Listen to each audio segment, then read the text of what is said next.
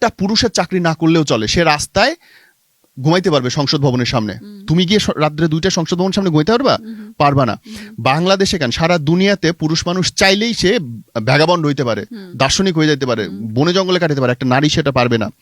একটা পুরুষের চেয়ে 100 গুণ বেশি একটা নারীর স্বাবলম্বী হওয়া দরকার অর্থনৈতিকভাবে। আই রিপিট, অর্থনীতি এমন এক শক্তি একটা নারীকে বলিষ্ঠ করে, তার পার্সোনালিটি এমন আগুনের মতো তৈরি করে যে তার দিকে কেউ ফিরেও তাকাতে পারবে না। বলা হচ্ছে মেয়েরা এখন স্বাবলম্বী হচ্ছে বলে ব্রেকআপ বেশি হচ্ছে, এন্ড দ্যাটস লজিক্যাল, এটা উচিত। যে কোনো টক্সিক রিলেশনের চেয়ে একা থাকা ভালো।